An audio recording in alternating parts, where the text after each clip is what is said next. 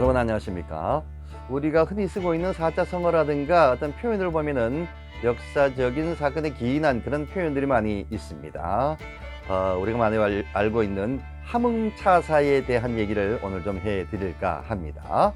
충청북도 음성군 대서면 오류리에는요, 고려말 조선 초의 문신 박순의 충신문과 그리고 박순의 부인 장흥 임시의 연려문이 있습니다. 박순은 고려말 요동을 정벌할 때 이성계의 부하로도 활약을 했고요. 조선이 세워지면서 상장군이라는 벼슬에 올랐습니다. 태조 이성계를 한양으로 데려오기 위해서 함흥으로 갔다가 죽는데 이로 인해 소식이 없거나 회답이 더딜 때를 비유하는 함흥차사라는 말이 생겨나게 된 거 아니겠습니까? 그 세부적인 내용이 이렇습니다. 조선을 건국한 태조 이성계는 태종 이방원이 왕이 되니까 고향 함흥으로 떠나버렸습니다. 아들들이 서로 죽여가면서 왕이 되기를 원하는 꼴을 보기가 싫었던 것이죠. 태조는 결코 돌아가지 않으리라고 굳게 결심을 했습니다. 하지만 태종은 아버지 태조를 그리워하면서 늘 태조가 한양으로 돌아오기를 기다렸던 것이죠. 차사라는 벼슬의 신하를 함흥으로 보내서 태조를 모셔오게 했지만 태조는 함흥 차사들을 모두 죽여버렸습니다. 번번이 차사들이 죽다 보니 함흥에 가려고 하는 신하들이 없는 건 당연한 일 아니겠습니까? 그때 박순이 나서면서 제가 함흥에 가서 반드시 모셔오겠습니다 라고 용감하게 말했습니다. 박순은 태조와 오래된 친분이 있기도 했기 때문입니다. 태종이 가기를 허락하자 박순은 새끼 말이 있는 어미말을 타고 함흥으로 향했습니다.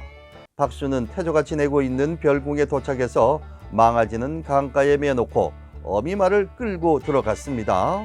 태조가 반갑게 맞아주겠지요. 오랜만에 만나서 정답게 대화를 하는 사이에 망아지가 어미를 찾느라 울부짖는 소리가 들렸습니다. 태조가 그 소리에 대해서 궁금해하니까 박순은 전하, 제가 데리고 온 망아지인데 어미를 찾느라 우는 것 같습니다. 아무리 짐승일지라도 부모에 대한 정은 뗄 수 없나 봅니다. 한양에 계신 전하의 마음도 간절하지 않겠습니까? 라고 말했습니다.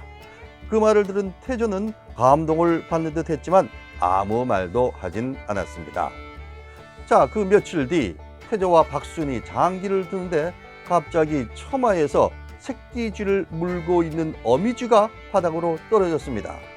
어미쥐는 떨어져 다쳤는데도 새끼쥐를 놓지 않고 보살피는 것이었습니다. 이 광경을 본 박순이 다시 전하, 새끼쥐를 놓지 않는 어미쥐가 몹시 갸륵하고 가엾습니다.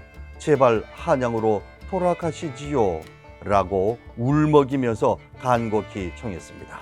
그러자 태조는 크게 감동을 받아서 며칠 안에 한양으로 떠날 것이네. 먼저 가서 이 뜻을 전하게.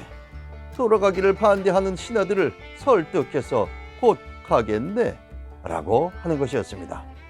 박순은 기쁜 마음으로 한양으로 발길을 돌렸습니다.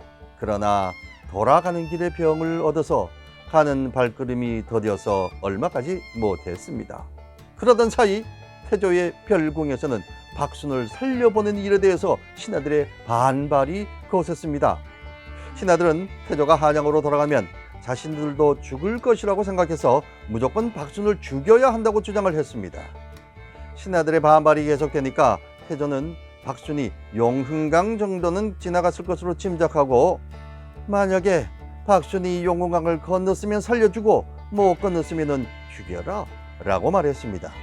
그래서 신하들이 열심히 말을 달려 용흥강에 도착했을 때 박순은 막 배를 타려던 참이었습니다.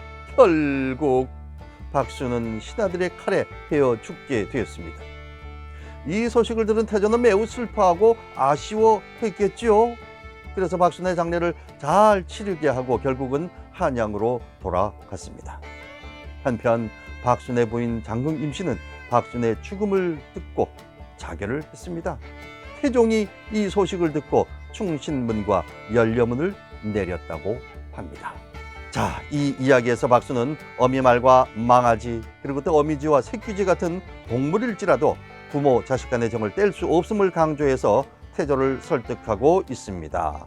함흥에 차 사러 가면은 반드시 죽는다는 것을 알면서도 자진해서 태조를 찾아가게 되죠.